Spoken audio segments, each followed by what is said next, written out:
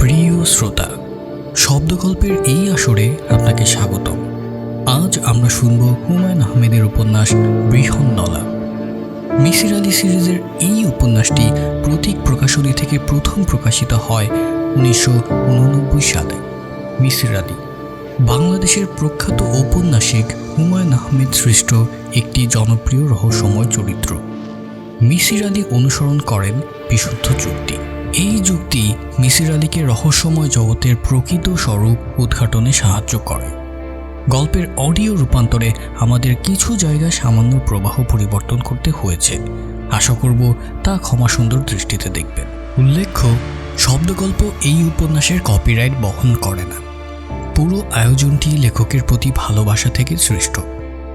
এতে কোনো আর্থিক লাভের বিষয় নেই। প্রিয় শ্রোতা, শুরু হচ্ছে বৃহন্নলা।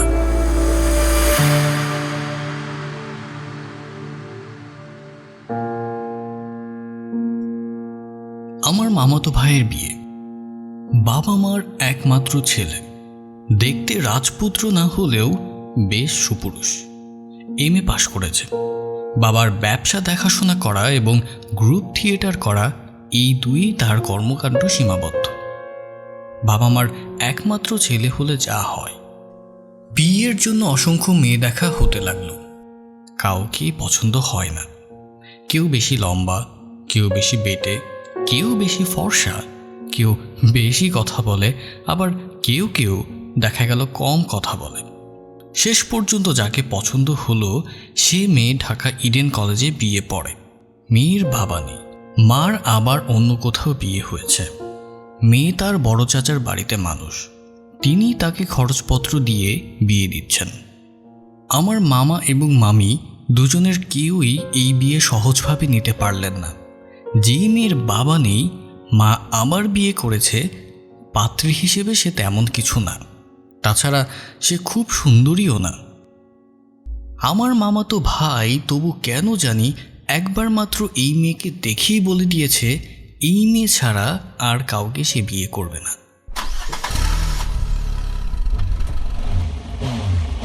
বিয়ের দিন তারিখ ঠিক হলো। এক মঙ্গলবার কাক ডাকা ভোরে আমরা একটা মাইক্রোবাস এবং সাদা রঙের টয়োটায় রওনা দিলাম। গন্তব্য ঢাকা থেকে 90 মাইল দূরের এক মফস্বল শহর। 33 জন বরযাত্রী, অধিকাংশই ছেলে ছোকরা। হইচইয়ের চূড়ান্ত হচ্ছে। এই মাইক বাজছে, এই মাইক্রোবাসের ভেতর ব্রেক ডান্স হচ্ছে, এই পটকা ফুটছে। ফাঁকা রাস্তায় এসে মাইক্রোবাসের গিয়ার বক্সে কি যেন হলো। একটু পরপর বাস থেমে যায়। সবাইকে তখন নেমে বাস ঠেলতে হয়। বরযাত্রীদের উৎসাহ তাতে যেন আরও বাড়ল।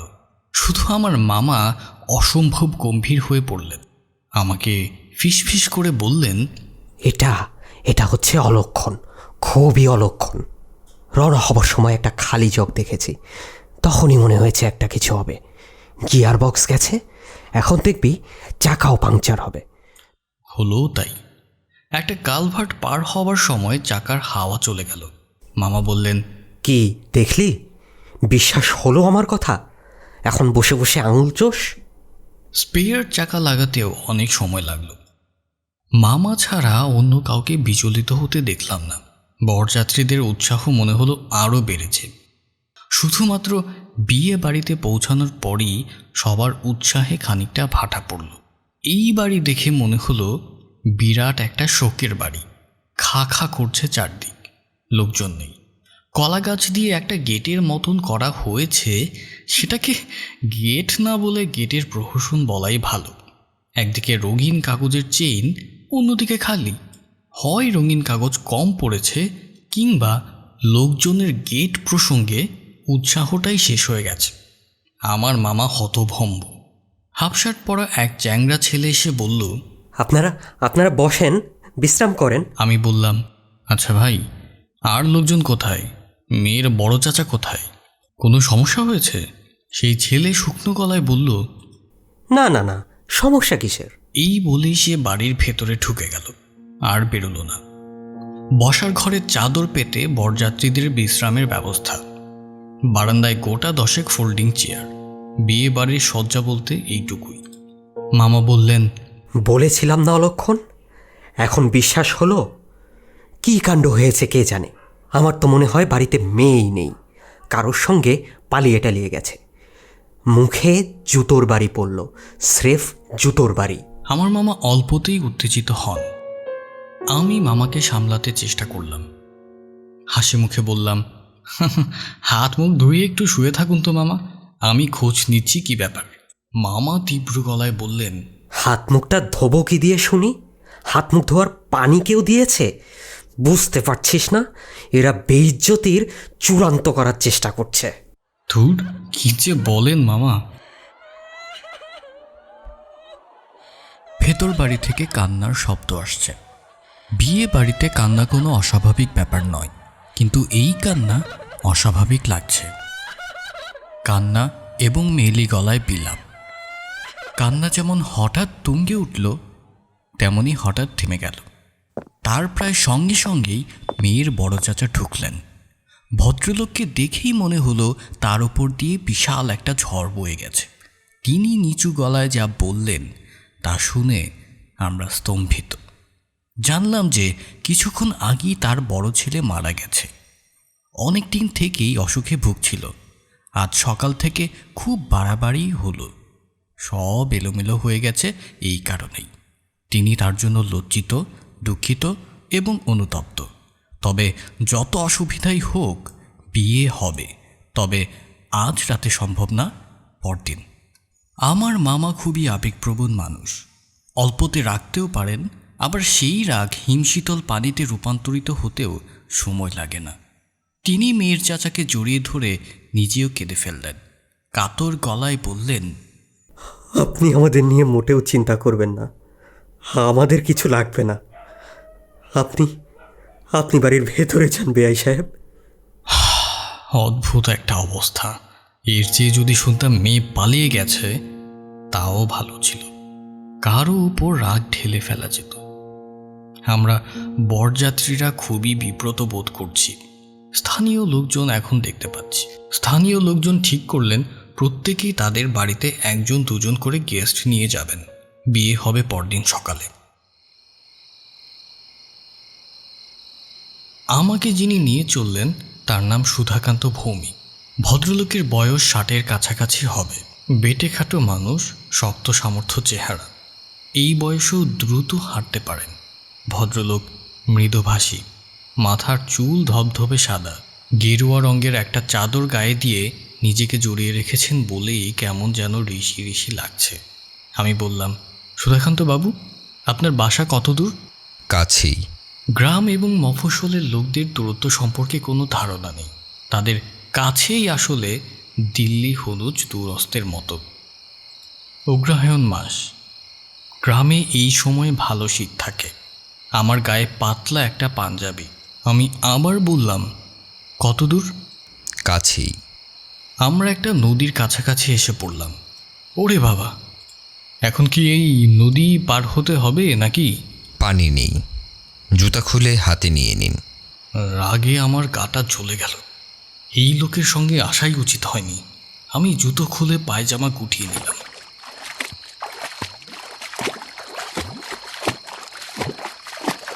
হেঁটে নদী পার হবার কোনো আনন্দ থাকলেও থাকতে পারে, তবে আমি কোনো আনন্দ পেলাম না।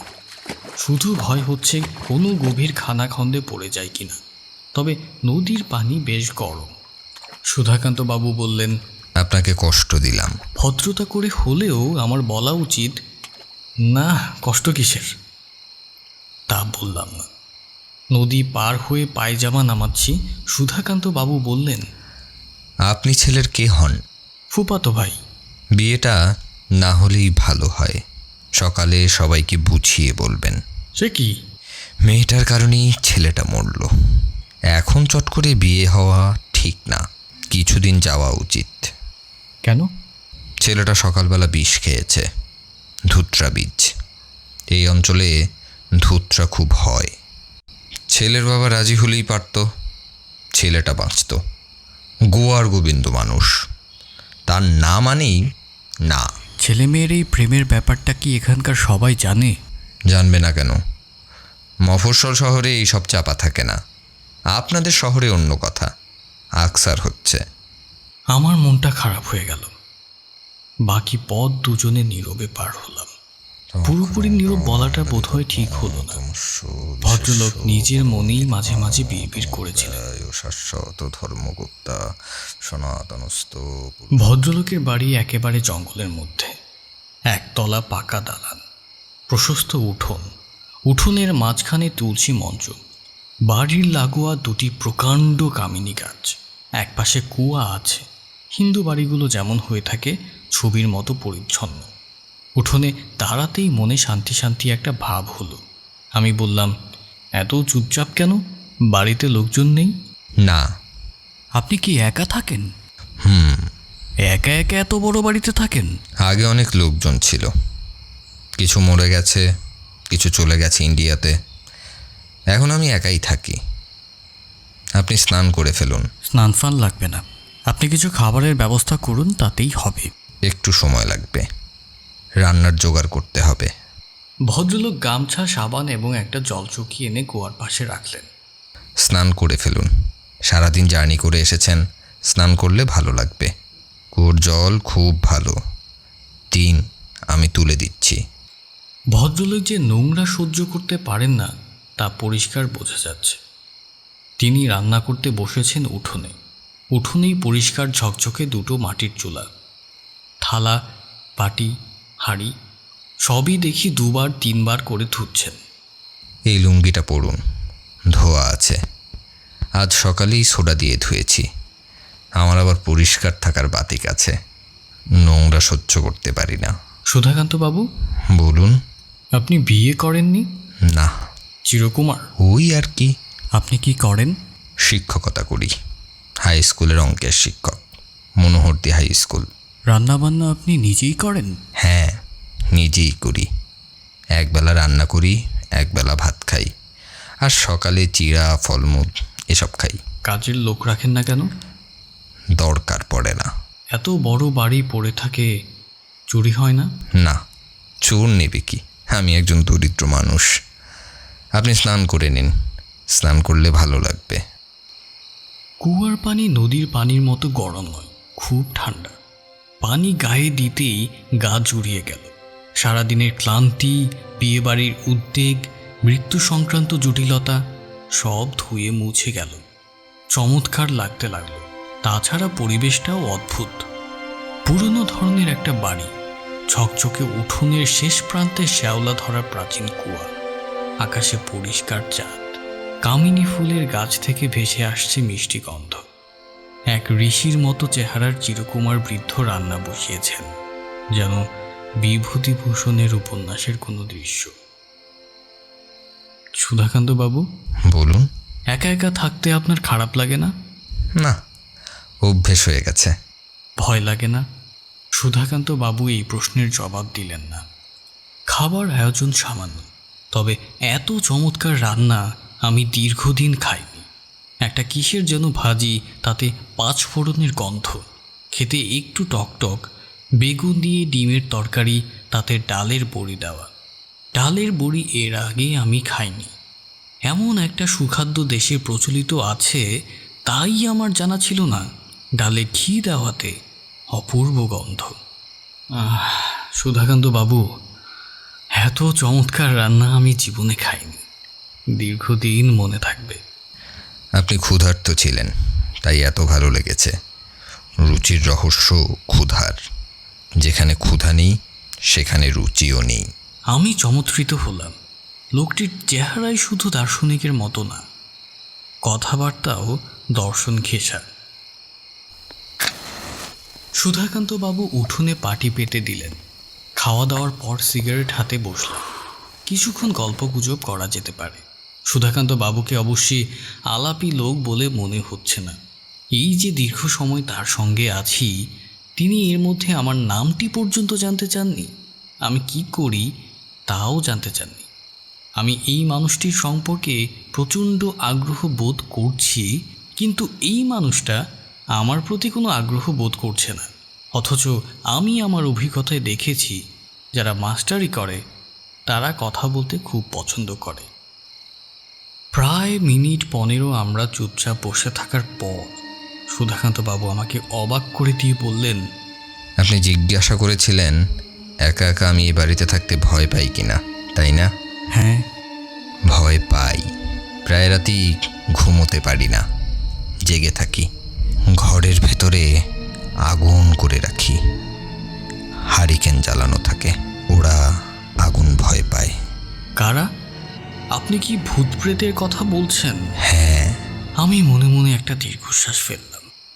পৃথিবী কোথায় চলে গেছে এই বৃদ্ধ বোধহয় তা জানেন না। চাঁদের পিঠে মানুষের জুতোর ছাপ পড়েছে। ভাইকিং উপগ্রহ নেমেছে মঙ্গলের মরুভূমিতে। ভয়েজার 1 এবং 2 উড়ে গেছে বৃহস্পতির কিনারা ঘেঁষে। আর এই অঙ্কের শিক্ষক ভূতের ভয়ে ঘরে আগুন জ্বালিয়ে রাখছে, কারণ অসুরীরা আগুন ভয় পায়।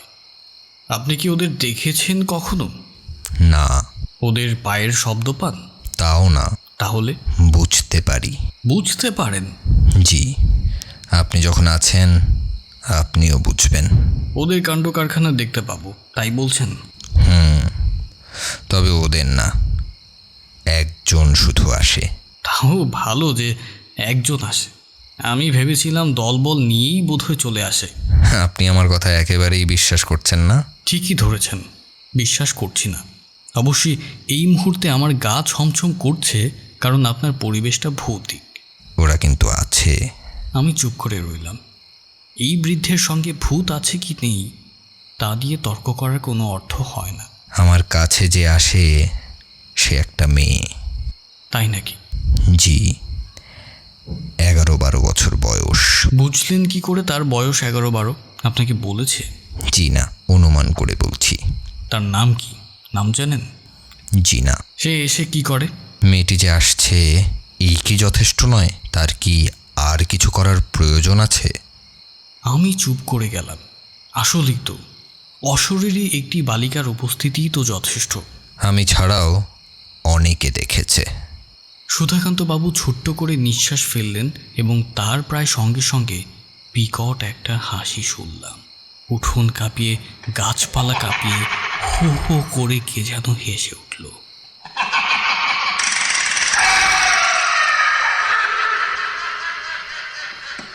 সুধাকান্ত বাবু পাশে না থাকলে ওখানেই অজ্ঞান হয়ে যেতাম। আমি তীক্ষ্ণ গলায় চেঁচিয়ে উঠলাম, কে? ওটা কিছু না, ওটা খাটাস। মানুষের মতো শব্দ করে হাসে। সুধাকান্ত বাবু কাঁসার গ্লাসে করে পানি নিয়ে এলেন। খাটাস নামক জন্তুটি আরেকবার রক্ত হিম করা হাসি হাসল।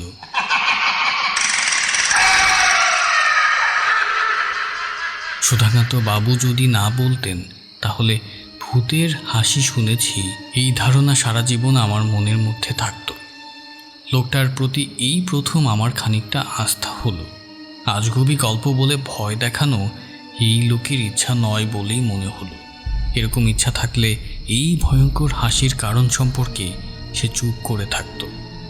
সুধাকান্ত বাবু বললেন, জল খান, জল খেলে ভয়টা কমবে।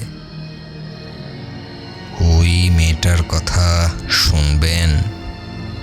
হ্যাঁ, শোনা যেতে পারে, তবে আমি নিজে অবিশ্বাসী ধরনের মানুষ। কাজেই গল্পের মাঝখানে যদি হেসে ফেলি কিছু মনে করবেন না।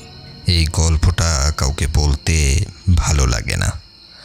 অবশ্যই অনেককে বলেছি, এখানকার সবাই জানে। আপনার গল্প এখানে সবাই বিশ্বাস করেছে? আমি যদি এখানকার কাউকে একটা মিথ্যে কথাও বলি এরা বিশ্বাস করবে। এরা আমাকে সাধু বাবা বলে ডাকে। আমি আমার এই দীর্ঘ জীবনে কোনো মিথ্যে কথা বলেছি বলে মনে পড়ে না। আমি থাকি একা একা, আমার প্রয়োজনও সামান্য। মানুষ মিথ্যে কথা বলে প্রয়োজনে এবং স্বার্থের কারণে। আমার সেই সমস্যা নেই। এইসব থাক, আমি বরং গল্পটা বলি। বলুন। ভেতরে গিয়ে বসবেন? এখানে মনে হচ্ছে একটু ঠান্ডা লাগছে। না না, আমার অসুবিধা হচ্ছে না, এখানেই বরং ভালো লাগছে। গ্রামে তেমন আসা হয় না। আপনি শুরু করুন। সুধাকান্ত বাবু গল্প শুরু করতে গিয়েও শুরু করলেন না। হঠাৎ যেন একটু অন্যরকম হয়ে পড়লেন, যেন তীক্ষ্ণ দৃষ্টিতে কিছু দেখতে চেষ্টা করছেন। খসখস শব্দ হলো। নতুন কাপড় পরে হাঁটলে যেমন শব্দ হয় সেরকম। তার প্রায় সঙ্গে সঙ্গেই কাচের চুরির টুং টুং শব্দের মতো শব্দ। আমি বললাম, কি ব্যাপার বলুন তো? সুধাকান্ত বাবু ফ্যাকাশে মুখে হাসলেন। আমি বললাম, কিসের শব্দ হলো? ও কিছু না, আপনি গল্প শুনুন। আজ ঘুমিয়ে কাজ নেই, আসুন গল্প করে রাত পার করে দিই। গা ছমছমে পরিবেশ। বাড়ির লাগোয়া ঝাঁঝরা কামিনী গাছ থেকে কামিনী ফুলের নেশা ধরানো গন্ধ আসছে। কুয়ার আশেপাশে অসংখ্য জোনাকি জ্বলছে, ইচ্ছে। উঠোনের চোলা থেকে ভেসে আসছে পোড়া কাঠের গন্ধ। আকাশ ভরা নক্ষত্র বিধি। সুধাকান্ত বাবু গল্প শুরু করলেন। যুবক বয়স থেকেই আমাকে সবাই ডাকতো সাধু বাবা। যদিও ঠিক সাধু বলতে যা বোঝায় আমি তা নই, তবে প্রকৃতিটা একটু ভিন্ন ছিল। সব কিছু থেকে নিজেকে দূরে দূরে রাখার স্বভাব আমার ছিল। শ্মশান, কবরস্থান এইসব আমাকে ছোটবেলা থেকেই আকর্ষণ করত। অল্প বয়স থেকেই শ্মশান এবং কবরস্থানের আশেপাশে ঘুরঘুর করতাম। আমার বাবা শ্যামাকান্ত ভৌমিক তখন জীবিত। আমার মতিগতি দেখে অল্প বয়সেই আমার বিবাহ ঠিক করলেন পাশের গ্রামের মেয়ে, ভবানী মিত্র মহাশয়ের প্রথম কন্যা আরতি। খুবই রূপবতী মেয়ে। গ্রামাঞ্চলে এরকম মেয়ে সচরাচর দেখা যায় না। আমি বিবাহ করতে রাজি হলাম। কথাবার্তা পাকাপাকি হয়ে যাবার পর একটা দুর্ঘটনায় মেয়েটা মারা যায়। কি দুর্ঘটনা? সাপের কামড়। আমাদের এই অঞ্চলে সাপের উপদ্রব আছে, বিশেষ করে কেউটে সাপ। মেয়েটির মৃত্যুতে খুব শোক পেলাম। প্রায় মাথা খারাপের মতো হয়ে গেল। কিছুই ভালো লাগে না। রাত বিরাতে শ্মশানে গিয়ে বসে থাকি। সমাজ সংসার কিছুই মন বসে না। গভীর বৈরাগ্য। কিছুদিন সাধু সন্ন্যাসীদের খোঁজ করলাম। ইচ্ছে ছিল উপযুক্ত গরুর সন্ধান পেলে মন্ত্র নেব। তেমন কাউকে পেলাম না। আমার বাবা অন্যত্র আমার বিবাহের চেষ্টা করলেন। আমি রাজি হলাম না। বাবাকে বুঝিয়ে বললাম যে ঈশ্বরের ইচ্ছে না যে আমি সংসার বন্ধনে আটকা পড়ি। পরিবারের অন্যরাও চেষ্টা করলেন, আমি সম্মত হলাম না। এসব আমার প্রথম যৌবনের কথা, না বললে আপনি গল্পটা ঠিক বুঝতে পারবেন না। এরপর অনেক বছর কাটল। শ্মশানে শ্মশানে ঘুরতাম বলেই বোধহয় ঈশ্বর আমার ঘরটাকেই শ্মশান করে দিলেন। পুরোপুরি একা হয়ে গেলাম। মানুষ যে কোনো পরিস্থিতিতে নিজেকে মানিয়ে নেয়, আমিও মানিয়ে নিলাম। আমার প্রকৃতির মধ্যে এক ধরনের একাকিত্ব ছিল, কাজেই আমার খুব অসুবিধে হলো না। এখন আমি মূল ঘটনায় চলে আসব। তার আগে আপনি কি চা খাবেন? আমার মনে হলো ভদ্রলোকের নিজেরই চা খেতে ইচ্ছে হচ্ছে। ঠিক আছে, বানান। একটু ঠান্ডা ঠান্ডা লাগছে অবশ্যই। ভিতরে গিয়ে বসবেন? জি না, এখানেই ভালো লাগছে। চা শেষ করার পর দ্বিতীয় দফায় গল্প শুরু হলো। এইখানে আমি একটা মজার বিষয় লক্ষ্য করলাম। আমার কাছে মনে হলো ভদ্রলোকের গলার স্বর পাল্টে গেছে। আগে যে স্বরে কথা বলছিলেন এখন সেই স্বরে বলছেন না। একটা পরিবর্তন হয়েছে। আমার মনের ভুল হতে পারে। অনেক সময় পরিবেশের কারণে সব কিছু অন্যরকম মনে হয়। গত বছরের কথা, কার্তিক মাস। আমি বাড়িতে ফিরছি। রাত প্রায় 10টা কিংবা তার চেয়েও বেশি হতে পারে। আমার ঘড়ি নেই, সময়ের হিসাব ঠিক থাকে না। আমি সুধাকান্ত বাবুকে থামিয়ে জিজ্ঞেস করলাম, আপনার স্কুল তো নিশ্চয়ই 4টা-5টার দিকে ছুটি হয়, এত রাতে ফিরছিলেন কেন? সুধাকান্ত বাবু নিচু গলায় বললেন, রোজই এই সময় বাড়ি ফিরি। সকাল সকাল বাড়ি ফেরার কোনো উৎসাহ বোধ করি না। পাবলিক লাইব্রেরি আছে, ওইখানে পত্রিকা পড়ি, গল্পের বই পড়ি। বলুন, তারপর কি হলো? তারিখটা হচ্ছে 12ই কার্তিক, সোমবার। আমি মানুষ হিসাবে বেশ সাহসী। রাত বিরাতে একা একা ঘোরাফেরা করি। ওই রাতে রাস্তায় নেমে আমার ভয় ভয় করতে লাগলো। কী জন্য ভয় করছে সেটাও বুঝলাম না। তখন মনে হলো রাস্তার একটা পাগলা কুকুর বের হয়েছে। ভয়টা বোধ হয় ওই কুকুরের কারণে। আমি একটা লাঠি হাতে নিলাম। শুক্লপক্ষের রাত, ফকফকা জ্যোৎস্না, তবু পরিষ্কার সব কিছু দেখা যাচ্ছে না, কারণ কুয়াশা। কার্তিক মাসের শেষে এদিকে বেশ কুয়াশা হয়। নদীর কাছাকাছি আসতেই কুকুরটাকে দেখলাম, গাছের নিচে শুয়েছিল। আমাকে দেখে উঠে দাঁড়ালো এবং পিছনে পিছনে আসতে লাগলো। মাঝে মাঝে চাপা শব্দ করছে। পাগলা কুকুর পিছনে পিছনে আসছে, আমি এগোচ্ছি। ব্যাপারটা খুব ভয়াবহ। যে কোনো মুহূর্তে কুকুর ছুটে এসে আমায় কামড়ে ধরতে পারে। আমি কুকুরটাকে তাড়াবার চেষ্টা করলাম, ঢিল ছুড়লাম, লাঠি দিয়ে ভয় দেখালাম। কুকুরটা নড়ে না, দাঁড়িয়ে থাকে, চাপা শব্দ করতে থাকে। আমি হাঁটতে শুরু করলেই সেও হাঁটতে শুরু করে। যাই হোক, আমি কোনো ক্রমে নদীর পাড়ে এসে পৌঁছলাম। তখন আমার খানিকটা সাহস ফিরে এলো, কারণ পাগলা কুকুর পানিতে নামে না। পানি দেখলেই এরা ছুটে পালায়। অদ্ভুত কাণ্ড, কুকুর পানি দেখে ছুটে পালালো না, আমার পিছনে পিছনে পানিতে নেমে পড়ল। আমার বিস্ময় সীমা রইল না। আমি নদীর ওপারে উঠলাম, কুকুরটা উঠল, আর ঠিক তখন একটা ব্যাপার ঘটল। সুধাকান্ত বাবু থামলেন। আমি বিরক্ত গলায় বললাম, আপনি জটিল জায়গাগুলোতে দয়া করে থামবেন না, গল্পের মজা নষ্ট হয়ে যায়। এটা কোনো গল্প না। ঘটনাটা কিভাবে বলবো ঠিক বুঝে উঠতে পারছি না বলে থেমেছি। আপনি মোটামুটিভাবেই বলুন, আমি বুঝে নেব। কুকুরটা আমার খুব কাছাকাছি চলে এলো। পাগলা কুকুর আপনি খুব কাছ থেকে দেখেছেন কিনা জানি না, ভয়ঙ্কর দৃশ্য। সারাক্ষণ হা করে থাকে, মুখ থেকে লালা পড়ে, চোখের দৃষ্টিটাও অন্যরকম। আমি ভয়ে কাঠ হয়ে গেছি। ছুটে পালাবো বলে ঠিক করেছি, কিন্তু তখন কুকুরটা কেন জানি ভয় পেয়ে গেল। অস্বাভাবিক ভয়। একবার এদিকে যাচ্ছে, একবার ওদিকে যাচ্ছে। চাপা আওয়াজটা তার গলায় আর নেই, সে ঘেউ ঘেউ করছে। আমার কাছে মনে হলো সে কুকুরের ভাষায় আমাকে কি যেন বলার চেষ্টা করছে। এরকম চলল মিনিট 5।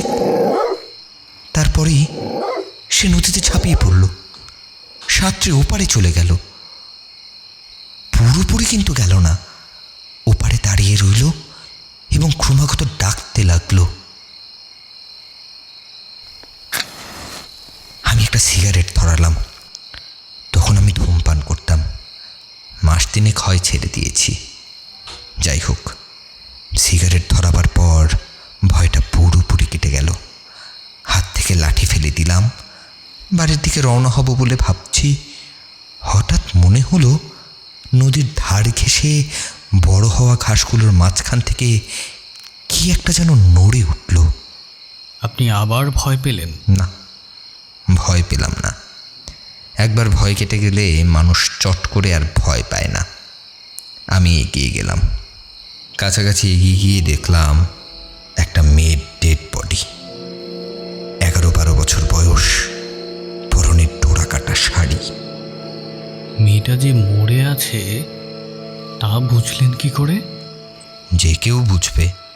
মেয়েটা মরে শক্ত হয়ে আছে, হাত মুঠিবদ্ধ করা, মুখের কষে রক্ত জমে আছে। আমি দীর্ঘ সময় মেয়েটার সামনে দাঁড়িয়ে রইলাম। ভয় পেলেন না? না, ভয় পেলাম না। আপনাকে তো আগেই বলেছি, একবার ভয় গেলে মানুষ দ্বিতীয়বার চট করে ভয় পায় না। মনটা খুব খারাপ হয়ে গেল। বাচ্চা একটা মেয়ে এইভাবে মরে পড়ে আছে, কেউ জানে না কিভাবে জানি বেচারি মরল। ডেড বডি এখানে ফেলে রেখে যেতে ইচ্ছে করলো না। ফেলে রেখে গেলে শিয়াল কুকুরে ছিঁড়ে খুঁড়ে খাবে। আমার মনে হলো এই মেয়েটাকে নিয়ে যাওয়া উচিত। ঘটনাটা এখানে শেষ করে দিলে কেমন হয়? আমার কেন জানি আর বলতে ইচ্ছে করছে না। এইখানে গল্প শেষ করার কোনো প্রশ্নই ওঠে না। এটা গল্প না। গল্প না সেটা বুঝতে পারছি, তারপর বলুন আপনি কি করলেন? মেয়েটাকে তুললেন? হ্যাঁ, তুললাম। কেন তুললাম সেটাও আপনাকে বলি। একটা অপরিচিত মেয়ের শবদেহ কেউ চট করে কোলে তুলে নিতে পারে না। আমি এই কাজটা করলাম কারণ এই বালিকার মুখ দেখতে অবিকল। মেয়েটি দেখতে ওই মেয়েটির মতো যার সঙ্গে আপনার বিয়ের কথা হয়েছিল, আরতি। হ্যাঁ, আরতি। আপনার স্মৃতিশক্তি তো খুব ভালো। আপনি আপনার গল্পটা শেষ করুন প্লিজ। মেয়েটি দেখতে অবিকল আরতির মতো। আমি মাটি থেকে তাকে তুললাম। মরা মানুষের শরীর ভারী হয়ে যায় লোকে বলে। আমি দেখলাম মেয়েটার শরীর খুব হালকা। একটা কথা বলতে ভুলে গেছি। মেয়েটাকে তোলার সঙ্গে সঙ্গে কুকুরটা চিৎকার বন্ধ করে দিল। আমার কাছে মনে হলো চারদিক হঠাৎ যেন অস্বাভাবিক নীরব হয়ে গেছে। আমি মেয়েটাকে নিয়ে রওনা হলাম। মেয়েটার জন্য মমতা লাগছিল। আমার চোখে প্রায় পানি এসে গিয়েছিল। কান্নাকার মেয়ে কোথায় এসে মরে পড়ে আছে। বাড়িতে এসে পৌঁছালাম। মনে হচ্ছে নিশুতি রাত। আমি কোলে করে একটা মৃতা বালিকা নিয়ে এসেছি, অথচ আমার মোটেও ভয় করছে না। আমি মেয়েটিকে ঘাড়ের উপর শুইয়ে রেখেই তালা খুলে ঘরে ঢুকলাম।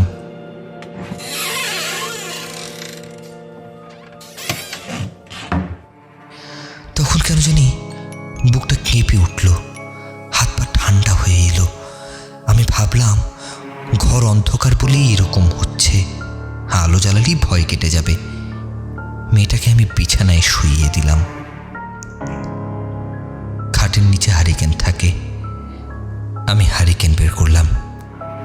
ভয়টা কেন জানি ক্রমেই বাড়তে লাগলো। মনে হলো ঘরের বাইরে অনেকেই দাঁড়িয়ে আছে, অবাক হয়ে আমার কাণ্ড কারখানা দেখছে। যেন আমার সমস্ত আত্মীয় স্বজনরা চলে এসেছে। আমার বাবা, আমার ঠাকুরদা, আমার ছোট পিসি, কেউ বাদ নেই। ওরা যে নিজেদের মধ্যে ফিসফিস করছে তাও আমি শুনতে পাচ্ছি। হারিকেন জ্বালাতে অনেক সময় লাগলো। হাত কেঁপে যায়, দিয়াশলাইয়ের কাঠি নিভে যায়, সলতায় আগুন ধরতে চায় না। টপ টপ করে আমার গা দিয়ে ঘাম ছুটছে। শেষ পর্যন্ত হারিকেন জ্বলল। আমার নিঃশ্বাস স্বাভাবিক হয়ে এলো। আমি খাটের দিকে তাকালাম। এটা আমি কি দেখছি? এটা কি সম্ভব? এসব কি? আমি দেখলাম মেয়েটা খাটের উপর বসে আছে, বড় বড় চোখে তাকিয়ে আছে আমার দিকে। আমার পায়ের নিচের মাটি কেঁপে উঠল। মনে হলো মাথা ঘুরে পড়ে যাচ্ছি। স্পষ্ট শুনলাম উঠান থেকে ভয়ার্ত গলায় আমার বাবা ডাকছেন, ও সুধাকান্ত, ও সুধাকান্ত, তুই বেরিয়ে আয়। ও সুধাকান্ত, তুই বেরিয়ে আয়। ও বাপধন, বেরিয়ে আয়। আমি বেরিয়ে আসতে চাইলাম, পারলাম না। পা যেন মাটির সঙ্গে গেঁথে গেছে, সমস্ত শরীর পাথর হয়ে গেছে। আমি মেয়েটির উপর থেকে চোখ সরিয়ে নিতে পারলাম না। মেয়েটি একটু করে যেন নড়ে উঠল। কিশোরীদের মতো নরম আর কোমল গলায় একটু টেনে টেনে পড়ল, তুমি একলা একলা থাকো, কতবার ভাবি তোমারে দেখতে আসবো। তুমি কি আমারে চিনতে পারছো? আমি আরতি গো, আরতি। আমি মন্ত্রমুগ্ধের মতো বললাম, হ্যাঁ। তোমার জন্য বড় মায়া লাগে গো, বড় মায়া লাগে। আমি কত ভাবি তোমার কথা, তুমি ভাবো না? আমি যন্ত্রের মতো বললাম, ভাবি। আমার মনে হলো বাড়ির উঠোনে আমার সমস্ত মৃত আত্মীয় স্বজন ভিড় করেছে। 8 বছর বয়সে আমার একটা বোন পানিতে মারা গিয়েছিল, সেও ব্যাকুল হয়ে ডাকছে। ও দাদা, তুই বেরিয়ে আয় দাদা। আমার ঠাকুরমার ভাঙা ভাঙা গলাও শুনলাম। খাটের উপরে বসে থাকা মেয়েটা বলল, তুমি ওদের কথা শুনতেছো কেন গো? এতদিন পরে তোমার কাছে আসলাম, আমার মনটা তোমার জন্য কান্দে। ও গো, তুমি আমার কথা ভাবো না? ঠিক করে কও, ভাবো না? ভাবি। আমার গায়ে হাত দিয়া কও, ভাবি। আমি একটা ঘোরের মধ্যে আছি, সবটাই মনে হচ্ছে স্বপ্ন। স্বপ্নে সবই সম্ভব। আমি মেয়েটির গায়ে স্পর্শ করবার জন্য এগোলাম, তখনই আমার মৃত মা উঠান থেকে চেঁচালেন। আমার ঘোর কেটে গেল। এই আমি কি করছি? আমি হাতে ধরে রাখা হারিকেন ছুঁড়ে ফেলে দিয়ে ছুটে ঘর থেকে বেরোতে লাগলাম। খাটের উপর বসে থাকা মেয়েটি পিছন থেকে আমার উপর ঝাঁপিয়ে পড়লো। আমার ডান পায়ের গোড়ালি কামড়ে ধরলো। ভয়াবহ কামড়, মনে হলো পায়ের হাড় সে দাঁত ফুটিয়ে দিয়েছে। সে হাত দিয়ে আমাকে ধরলো না, কামড়ে ধরে রাখলো। আমি প্রাণপণ চেষ্টা করলাম পেরিয়ে যেতে, কিছুতেই পারলাম না। এতটুকু একটা মেয়ে, কি প্রচণ্ড তার শক্তি! আমি প্রাণপণে চেঁচালাম, কে কোথায় আছো? বাঁচাও আমাকে, বাঁচাও! তখনই একটা ব্যাপার ঘটল। মনে হলো কালো একটা কি যেন উঠান থেকে ঘরের ভেতরে ঝাঁপিয়ে পড়লো মেয়েটার উপর। চাপা গর্জন শোনা যেতে লাগলো। মেয়েটি আমাকে ছেড়ে দিল। আমি পা টানতে টানতে উঠোনে চলে এলাম। উঠোনে দাঁড়িয়ে বুঝতে পারলাম ভেতরে ধস্তাধস্তি হচ্ছে ওই পাগলা কুকুর আর ওই মেয়েটার মধ্যে। মেয়েটা তীব্র গলায় বলছে,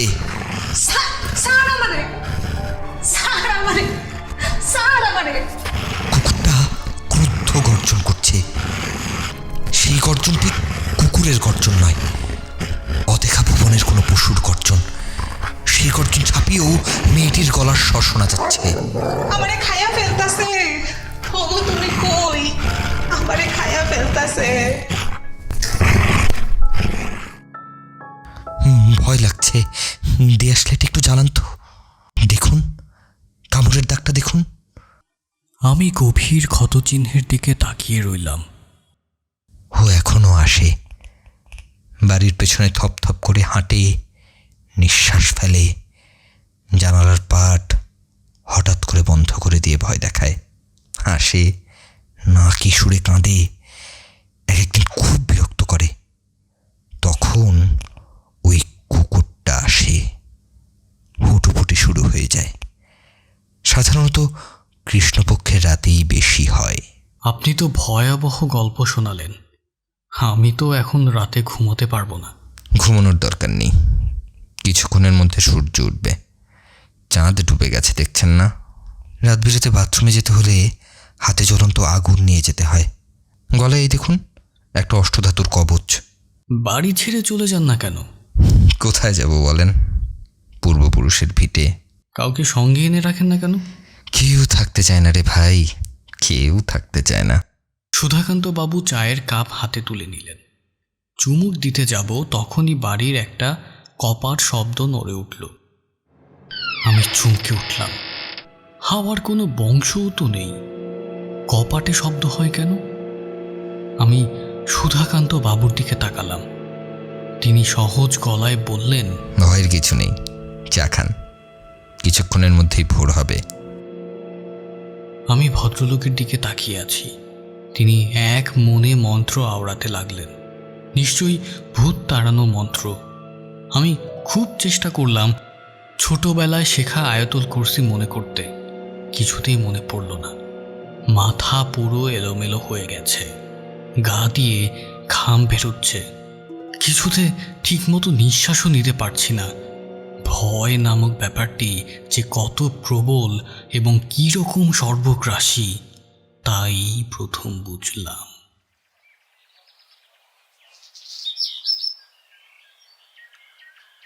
ভোরের পাখি ডাকতে লাগলো, আকাশ ফর্সা হলো। তাকিয়ে দেখি গায়ের পাঞ্জাবি ভিজে জপজপ করছে। আমার মামাতো ভাইয়ের বিয়েটা শেষ পর্যন্ত হলো না। মেয়ে কিছুতেই কবুল বলল না। আমি ছেলে পক্ষের সাক্ষীদের একজন, বড় বিব্রত বোধ করতে লাগলাম। আমরা চলে এলাম। মফস্বলের ওই শহরের সাথে কোনো রকম সম্পর্ক রইল না, তবে শহরটার স্মৃতি আমার মনে কাটার মতো বিঁধে রইল। স্মৃতির সবটুকুই গভীর বেদনার। আমার মামা ওখান থেকে ফিরে আসার পরপরই মায়োকার্ডিয়াক ইনফ্র্যাকশনে মারা গেলেন। ছেলের বউ দেখার শখ ছিল, সেই শখ মিটল না। মামাতো ভাইটিও বিয়ে করতে রাজি হলো না। বিচিত্র কারণে সে ওই মেয়েটির ছবি বুকে পুষতে লাগলো। শুধুমাত্র তার মুখের দিকে তাকিয়েই আবার বছর খানেক পর গেলাম ওই শহরে। শুনলাম মেয়েটির বিয়ে হয়ে গেছে, ছেলে ডাক্তার। সুধাকান্ত বাবুর সঙ্গেও দেখা হলো। আশ্চর্যের ব্যাপার, তিনি আমাকে চিনতে পারলেন না। যখন বললাম, আপনার সঙ্গে একবার সারা রাত কাটালাম, আপনার কিছুই মনে নেই? তিনি বললেন, ও আচ্ছা, মনে পড়েছে। তার চোখ মুখ দেখেই বুঝলাম কথাগুলি তিনি ভদ্রতা করেই বললেন। ভদ্রলোক আমাকে ভুলে গিয়েছেন ঠিকই, কিন্তু আমি তাকে মনে রেখেছি এবং বেশ ভালোভাবেই মনে রেখেছি। তার বিচিত্র অভিজ্ঞতার কথা প্রায়ই মনে হতো। সেই অভিজ্ঞতায় আমারও কিছু অংশ আছে। কপাটের শব্দ আমি নিজের কানে শুনেছি। বাতাস নেই, কিছু নেই, অথচ শব্দ করে কে যেন কপাট বন্ধ করল।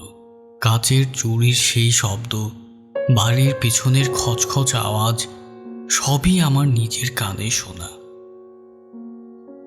সুধাকান্ত বাবুর এই গল্প অনেকের সঙ্গেই করেছি, খুব আগ্রহ নিয়েই করেছি।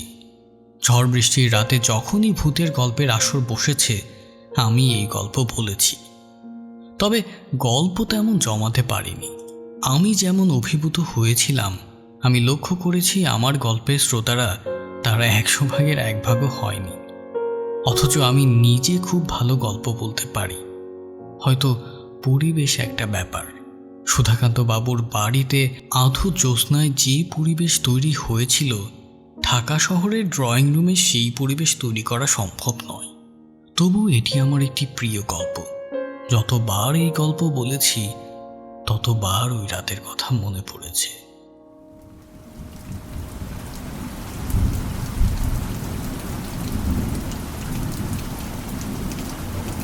বছর 3 পরের কথা, সন্ধ্যা 7টার মতো বাজে। একটা সেমিনার টক তৈরি করছি, বিষয় পরিবেশ দূষণে পলিমারের ভূমিকা। ঠিক করে রেখেছি কাজ শেষ না করে উঠব না। হঠাৎ করে আমার বড় মেয়ে এসে বলল, এক লোক নাকি আমার সঙ্গে দেখা করতে এসেছে। আমি মনের বিরক্তি চেপে রেখে বসার ঘরে ঢুকলাম। অপরিচিত এক ভদ্রলোক বসে আছেন। অসম্ভব রোগা, লম্বা একজন মানুষ, যাকে দেখলেই সরলরেখার কথা মনে হয়। চোখে মোটা চশমা। ভদ্রলোক বসে আছেন মূর্তির মতো, মনে হচ্ছে ধ্যানে বসেছেন। ভদ্রলোকের বয়স 40 থেকে 50-এর মধ্যে। লম্বাটে মুখ, দাড়ি আছে। দাড়ি, চুল, পরনের কালো কোট সবই যেন কেমন এলোমেলো। প্রথম দর্শনে মনে হয় ভবঘুরে ধরনের কেউ, তবে কিছুক্ষণ তাকিয়ে থাকলে এই ভাবটা চলে যায়। মনে হয় লাজুক ধরনের একজন মানুষ এসেছেন। যে কোনো কারণেই হোক, মানুষটা বিব্রত বোধ করছেন। আমি বললাম, আপনি কি আমার কাছে এসেছেন? জি। আজ আমি খানিকটা ব্যস্ত, আপনি কি অন্য একদিন আসতে পারেন? জি পারি। তাহলে অন্য দিন আসুন। জি আচ্ছা। বলেই ভদ্রলোক আবার বসে পড়লেন। আমি বিস্মিত হয়ে তাকালাম। ভদ্রলোক বললেন, বাইরে বৃষ্টি হচ্ছে, আপনি বোধ হয় লক্ষ্য করেননি। আমি সঙ্গে ছাতা আনিনি, বৃষ্টিটা কমলেই চলে যাব। আমি ফিরে এসে আমার কাজে মন দিলাম। 3 ঘন্টা এক নাগাড়ে কাজ করলাম। আমি ভুলেই গেলাম যে বসার ঘরে একজন ভদ্রলোক বসে আছেন। কী কারণে যেন বসার ঘরে গিয়েছি, ভদ্রলোককে দেখে চমকে উঠলাম। আপনি আছেন এখনো? বৃষ্টি তো থেমে গেছে। তা গেছে, কিন্তু কাউকে কিছু না বলে যাই কি করে? আমি লজ্জিত বোধ করলাম। আমি বললাম, আপনাকে কি ওরা চা দিয়েছে? জি না, আরেকদিন যখন আসবো তখন খাবো। আরেকদিন আসার দরকার নেই, আজই বলে ফেলুন। চট করে কি বলতে পারবেন? না, পারবো না। আমি আরেকদিন আসবো। আপনার নামটা তো জানা হলো না। আমার নাম মিসির আলী। আমি কি আপনাকে চিনি? জি না, চেনার কোনো কারণ নেই। আমি অ্যাবনর্মাল সাইকোলজি বিষয়ে পড়াশোনা করি, ঢাকা বিশ্ববিদ্যালয়ের পার্ট টাইম শিক্ষক। আমার সঙ্গে আপনার যোগাযোগের কারণটা ঠিক ধরতে পারছি না। আরেকদিন যখন আসবো আপনাকে বুঝিয়ে বলবো। আজ যাই, রাত হয়ে গেছে। ভদ্রলোক চলে গেলেন। ভদ্রলোককে বেশ আত্মভোলা লোক বলেই মনে হলো। একটা পলিথিনের ব্যাগ ফেলে গেছেন। ব্যাগে একটা পাউরুটি এবং ছোট ছোট দুটো কলা। মনে হচ্ছে ভদ্রলোকের সকালবেলার নাস্তা। আমি বুঝতে পারলাম না অ্যাবনর্মাল সাইকোলজির একজন অধ্যাপক আমার কাছে ঠিক কী চান। আমার আচার আচরণে অস্বাভাবিকতা তো কিছু নেই। 1 সপ্তাহ পর ভদ্রলোক আবার এলেন। আমি দরজা খুললাম। ভদ্রলোক বললেন, আপনি কি আমাকে চিনতে পারছেন? পারছি। আপনার নাম মিসির আলী। আপনি অ্যাবনর্মাল সাইকোলজির একজন অধ্যাপক। গত সপ্তাহ আমার কাছে এখানে এসে একটা পাউরুটি এবং দুটো কলা ফেলে গেছেন। আপনার মেয়েটিকে একটু ডাকবেন, তার জন্য 1 প্যাকেট চকলেট এনেছি। আমি খানিকটা বিরক্ত হলাম। অপরিচিত লোক দামি চকলেটের প্যাকেট নিয়ে এলে বুঝতে হবে কিছু ব্যাপার আছে। আপনার জন্য তো আনিনি, আপনি বিরক্ত হচ্ছেন কেন? আপনার মেয়েটিকে আমার খুবই পছন্দ হয়েছে। পছন্দের মানুষকে কিছু দিতে ইচ্ছে করে। আপনি কোনো রকম অস্বস্তি বোধ করবেন না। এই উপহারে কোনো রকম স্বার্থ জড়িত নেই। আমি খানিকটা লজ্জিত বোধ করলাম। আপনার কি কোনো তাড়া আছে? না, তাড়াহুড়া নেই। আমি আপনার কাছে সুধাময় বাবু সম্পর্কে জানতে এসেছি। আপনি যদি কষ্ট করে বলেন। আমি বিস্মিত গলায় বললাম, সুধাময় বাবুকে? আপনি এই নামে কাউকে চেনেন না? জি না। সুধাময় বাবুর বাড়িতে আপনি কি 1 রাত কাটাননি, যেখানে আপনার একটা ভয়াবহ অভিজ্ঞতা হয়? আপনি কি সুধাকান্ত বাবুর কথা বলছেন? নাম সুধাকান্ত হতে পারে, গল্পটা আমাকে যে বলেছে সে সম্ভবত নামে গন্ডগোল করেছে। আপনি কি আমাকে দয়া করে গুছিয়ে বলবেন ব্যাপারটা কি? সুধাকান্ত বাবুকে আমি ঠিকই চিনি। একটা অসাধারণ গল্প তার মুখ থেকে শুনেছি। আপনার সঙ্গে সেই গল্পের ব্যাপারটা ঠিক বুঝতে পারছি না। আমার সঙ্গে কোনো সম্পর্ক নেই, তবে রহস্যময় ব্যাপারগুলোর প্রতি আমার একটা আগ্রহ আছে। পৃথিবীতে অনেক রহস্যময় ব্যাপার ঠিকই ঘটে, আবার অনেক কিছু ঘটে যেগুলোকে আপাত দৃষ্টিতে খুব রহস্যময় বলে মনে হলেও আসলে রহস্যময় নয়। আমি ব্যাপারটা বুঝতে চাই। সুধাকান্ত বাবুর চরিত্র আমাকে খানিকটা কৌতূহলী করেছে, কারণ ওর চরিত্রে কিছু অস্বাভাবিক দিক আছে। ওই সম্পর্কে আমি ভালোভাবে জানতে চাই। তাছাড়া আপনার গল্পটাও বেশ মজার। এর মধ্যে এমন কিছু এলিমেন্ট আছে যা প্রচলিত ভূতের গল্পে থাকে না। আপনি কি ভূতের গল্প নিয়ে গবেষণা করছেন নাকি? জি না, কিছু কিছু গল্পের প্রতি এক ধরনের ফ্যাসিনেশন জন্মে যায়। ব্যাপারটা কি ভালো মতো জানতে ইচ্ছে করে। আমার গল্প আপনি কার কাছ থেকে শুনেছেন? আমার এক ছাত্রের মুখে শুনেছি। সে শুনেছে আপনার কাছে। নাম হচ্ছে রুস্তম। তার কাছ থেকেই আমি আপনার ঠিকানা নিয়েছি। আপনি বলছিলেন গল্পটাতে মজার কিছু এলিমেন্ট আছে, সেগুলো কি? যেমন ধরুন কুকুরের ব্যাপারটা। একদল কুকুর সুধাকান্ত বাবুকে ঘিরে ধরলো, তারপর তাকে ঘিরে চক্রাকারে হাঁটতে লাগলো এবং একটা বিশেষ দিকে নিয়ে যেতে লাগলো। যেখানে নিয়ে গেল সেখানে একটা যুবতীর নগ্ন মৃতদেহ, যাকে কিছুক্ষণ আগেই হত্যা করা হয়েছে। এরকম কিছুই কিন্তু গল্পে নেই। কোনো নগ্ন যুবতীর মৃতদেহ পড়ে ছিল না। একটা মৃত বালিকা ছিল, তার পরনে শাড়ি ছিল। আমিও তাই ভাবছিলাম। গল্প যখন একজনের মুখ থেকে অন্যজনের মুখে যায় তখন ডালপালা ছড়ায়। অনেক সময় মূল গল্প খুঁজে পাওয়া যায় না। এই জন্যই আমি এসেছি আপনার মুখ থেকে গল্পটা শোনার জন্য, যদি আপনার কষ্ট না হয়। আমার কোনো কষ্ট হবে না। আমি আগ্রহ করেই গল্পটা বলবো।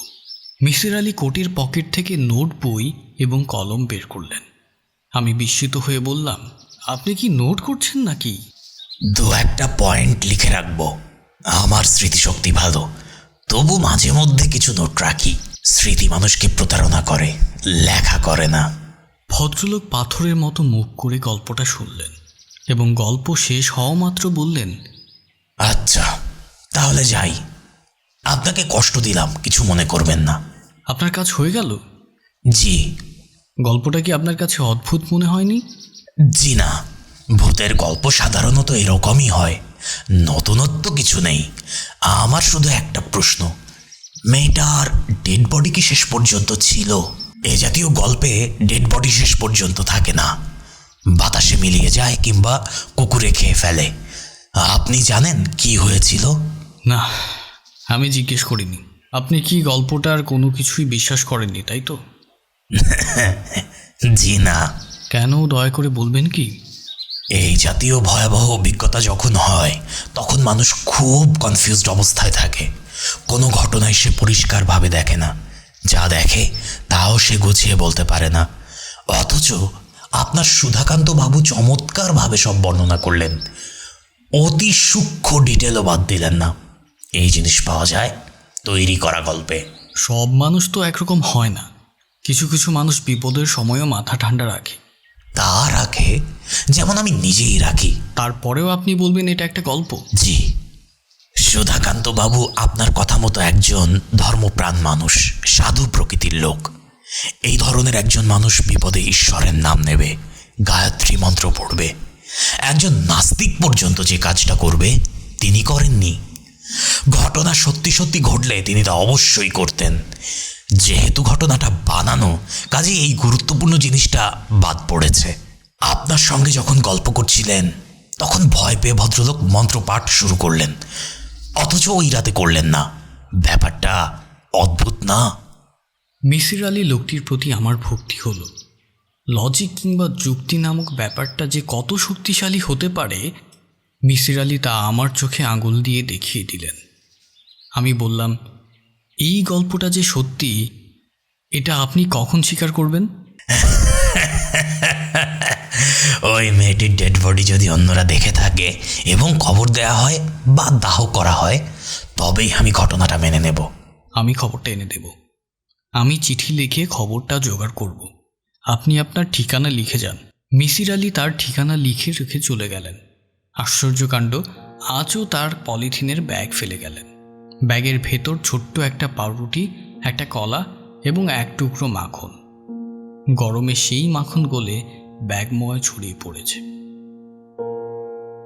চিঠি লিখলাম আমার মামাতো ভাইয়ের সঙ্গে যে মেয়েটির বিয়ের কথা হয়েছিল সেই মেয়ের বড় চাচাকে। আমার ধারণা ছিল ভদ্রলোক জবাব দেবেন না। যে পরিচয়ের সূত্র ধরে চিঠি লিখেছি সেই সূত্রে চিঠির জবাব দেওয়ার কথা না। ভদ্রলোক কিন্তু জবাব দিলেন এবং বেশ বুঝিয়েই জবাব দিলেন।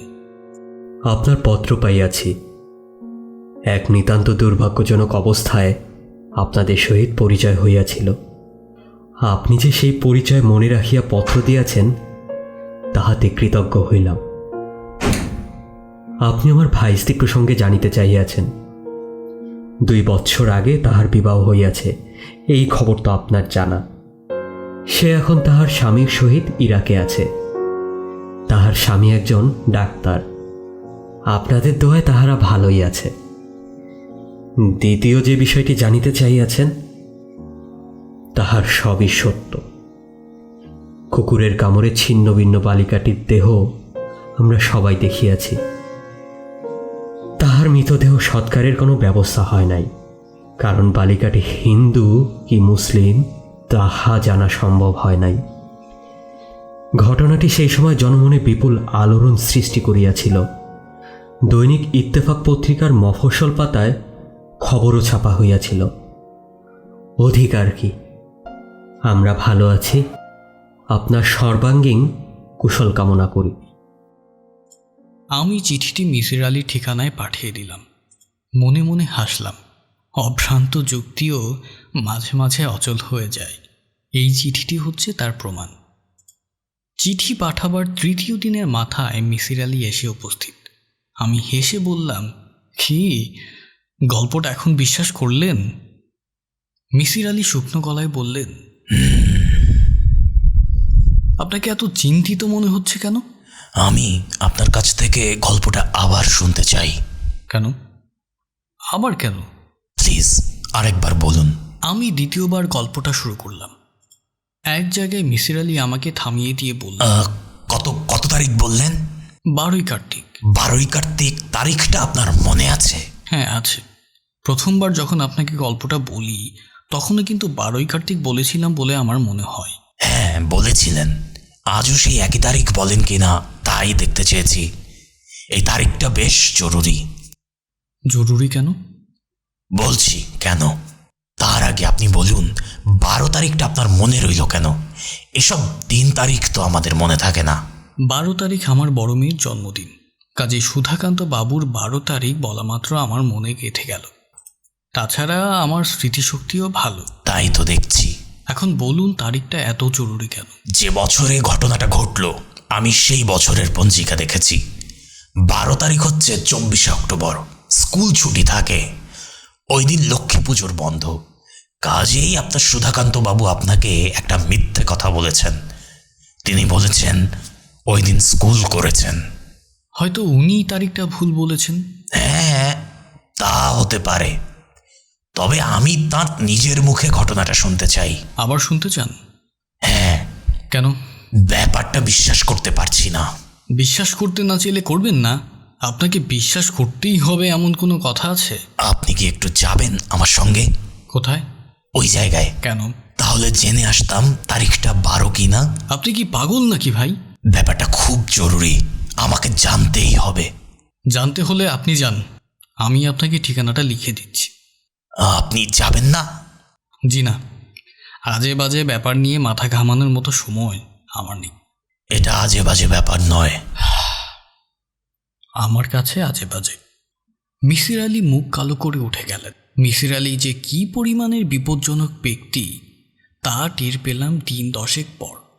আমার ঠিকানায় মিসির আলীর একটা চিঠি এসে উপস্থিত। ভাই আপনি কেমন আছেন? আমি সুধাকান্ত বাবুর সঙ্গে দেখা করতে গিয়েছিলাম, দেখা হয়নি। উনি তার দুঃসম্পর্কের এক বোনের বাড়িতে চলে গিয়েছেন বলে দেখা হয়নি। শুনলাম তিনি সেখানে পুরো গরমের ছুটিটা কাটাবেন। যাই হোক, ওনার অনুপস্থিতিতে আমি কিছু তথ্য সংগ্রহ করেছি। থানায় গিয়ে থানার রেকর্ডপত্র দেখেছি। ওইখানে ঘটনার তারিখ 23 অক্টোবর দিবাগত রাত, অর্থাৎ 11ই কার্তিক। কাজেই সুধাকান্তবাবু তারিখ বলা একটু ভুল করেছেন বলে মনে হয়। আমি স্থানীয় স্কুলের হেডমাস্টার সাহেবের সঙ্গেও কথা বলেছি। তিনি বলেছেন ওই দিন সুধাকান্তবাবু ঠিকই সারাদিন ক্লাস করেছেন। কাজেই সুধাকান্তবাবু মিথ্যে বলেননি, তারিখে ভুল করেছেন। তারিখ ভুল করা অস্বাভাবিক নয়। ভদ্রলোকের স্মৃতিশক্তি তেমন ভালো না, কারণ আপনার মুখেই শুনেছি দ্বিতীয়বার যখন তার সঙ্গে আপনার দেখা হয় তখন তিনি আপনাকে চিনতে পারেননি।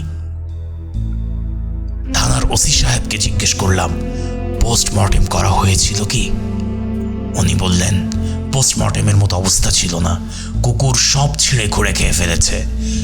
ছিন্ন ভিন্ন কিছু অংশ ছড়িয়েছিল, গ্রামের অন্যরাও তাই বলল। মেয়েটি কোথাকার তাও জানা যায়নি। আমি এতদিন পর এসব খোঁজ করছি দেখে তারা প্রথমে একটু অবাক হলেও পরে আমাকে আগ্রহ করে সাহায্য করেছে, কারণ তাদের বলেছি আমার কাজই হচ্ছে রহস্যময় ঘটনা সংগ্রহ করা। গ্রামবাসীদের ধারণা মেয়েটির অশরীরী আত্মা এখনও ওই বাড়িতে ঘুরে বেড়ায়। নানান রকম শব্দ শোনা যায়, মেয়েলি কান্না, দরজা জানালা আপনা আপনি বন্ধ হওয়া, এই সব। আমি ব্যাপারটা পরীক্ষা করার জন্য দুরাত এই বাড়ির উঠোনে বসেছিলাম। তেমন কিছু দেখিনি বা শুনিনি, তবে একবার বাড়ির পেছনে মানুষ দৌড়ে যাওয়ার শব্দ শুনেছি। এটা শেয়ালের দৌড়ে যাওয়ারও শব্দ হতে পারে। সারা জীবন শহরে মানুষ হয়েছি বলে এই জাতীয় শব্দের সঙ্গে আমার তেমন পরিচয় নেই। আপনাকে চিঠিতে সব জানাচ্ছি, কারণ আমার শরীরটা খুবই খারাপ। ওখান থেকে এসেই প্রবল জ্বরে পড়ে যাই। একবার রক্তবমি হয় বলে ভয় পেয়ে হাসপাতালে ভর্তি হয়েছি। এখন আছি মিটফোর্ড হাসপাতালে, ওয়ার্ড 233, বেড নাম্বার 17। আপনি যদি আসেন তাহলে খুব খুশি হব। সুধাকান্ত সুধাকান্ত বাবু প্রসঙ্গে একটা জরুরি আলাপ ছিল। আশা করি আপনি ভালো আছেন। আমি এই চিঠি ফেলে দিলাম। একটা পাগল লোককে শুরুতে খানিকটা প্রশ্রয় দিয়েছি বলে আফসোস হতে লাগলো। তাকে হাসপাতালে দেখতে যাবার পেছনেও কোনো যুক্তি খুঁজে পেলাম না। দেখতে যাওয়া মানে তাকে প্রশ্রয় দেওয়া, দূরে দূরে থাকাই ভালো। মজার ব্যাপার হচ্ছে, হাসপাতালেই নিতান্ত কাকতালীয়ভাবে মিসির আলির সঙ্গে আমার দেখা হয়ে গেল। টেম্পোর সঙ্গে অ্যাক্সিডেন্ট করে আমার এক কলিগ পা ভেঙে হাসপাতালে ভর্তি হয়েছেন। তাকে দেখে ফিরে আসছি, হঠাৎ শুনি পেছন থেকে চিকন গলায় কে যেন আমাকে ডাকছে। তাকিয়ে দেখি আমাদের মিসির আলি বিছানার সঙ্গে মিশে আছেন। গলা দিয়ে স্বর বেরোচ্ছে না, চিচিয়ে আওয়াজ হচ্ছে। আমি বললাম, আপনার এই কি অবস্থা? অসুখটা কাহিল করে ফেলেছে। গতকাল পর্যন্ত ধারণা ছিল মারা যাচ্ছি, আজ একটু ভালো। ভালোর নমুনা বুঝি এই? রক্ত পড়াটা বন্ধ হয়েছে, তবে ব্যথা সারেনি। ভাই বসুন, আপনি আমাকে দেখতে এসেছেন, বড়ই আনন্দ হচ্ছে। আসছেন না দেখে ভাবছিলাম হয়তো চিঠি পাননি। আমি খানিকটা লজ্জিত বোধ করতে লাগলাম। একবার ইচ্ছা হলো সত্যি কথাটা বলি। বসুন ভাই, একটু বসুন, আপনাকে দেখে ভালো লাগছে। একটা বিশেষ কারণে মনটা খুব খারাপ। বিশেষ কারণটা কি? 11 নম্বর বেডটার দিকে তাকিয়ে দেখুন। আলসারের পেশেন্ট, কিছু খেতে পারে না। হাসপাতাল থেকে যে খাবার দেয় সবটাই রেখে দেয়। তখন কি হয় জানেন? তার ছোট ভাই সেটা খায়, খুব তৃপ্তি করে খায়। দিনরাত বড় ভাইয়ের কাছে সে যে বসে থাকে, ওই ওই খাবারের আশাতেই বসে থাকে। আজ কি হয়েছে জানেন? বড় ভাইয়ের শরীরটা বোধ হয় একটু ভালো হয়েছে, সে তার খাবার সব খেয়ে ফেলেছে। ছোট ভাইটা অভুক্ত অবস্থায় সারা দিন বসে আছে। অসম্ভব কষ্ট হয়েছে আমার ভাই, বুঝলেন? চোখে পানি এসে গিয়েছিল। আমাদের দেশের মানুষগুলো এত গরিব কেন বলুন তো ভাই? আমি মিসির আলির প্রশ্নের জবাব দিতে পারলাম না। 11 নম্বর বেডের দিকে তাকালাম। 16-17 বছরের একজন যুবক অসুস্থ ভাইয়ের পাশে বসে আছে। আমি বললাম, ছেলেটি কি এখনো না খেয়ে আছে? হ্যাঁ, আমি নার্সের হাতে তার জন্য 50টা টাকা পাঠিয়েছিলাম, সে রাখেনি। আমি মিসির আলির হাত ধরলাম। এই প্রথম বুঝলাম এই মানুষটি আমাদের 8-10টি মানুষের মতো নয়। এই রোগা আধপাগলা মানুষটির হৃদয়ে সমুদ্রের ভালোবাসা সঞ্চিত আছে। এদের স্পর্শ করলেও পুণ্য হয়। এই খাতাটা আপনি মনে করে সঙ্গে নিয়ে যাবেন। কি খাতা? সুধাকান্ত বাবু বিষয়ে এই খাতায় অনেক কিছু লিখে রেখেছি, বাসায় নিয়ে মন দিয়ে পড়বেন। শরীরের এই অবস্থাতেও আপনি সুধাকান্ত বাবুকে ভুলতে পারেননি? হাসপাতালে শুয়ে শুয়ে এইটা নিয়েই শুধু ভাবতাম। কিচ্ছু করার ছিল না তো। অনেক নতুন নতুন পয়েন্ট ভেবে বের করেছি, সব লিখে ফেলেছি। ভালো করেছেন। এখন বিশ্রাম করুন, আমি খাতা নিয়ে যাচ্ছি, কাল আবার আসব।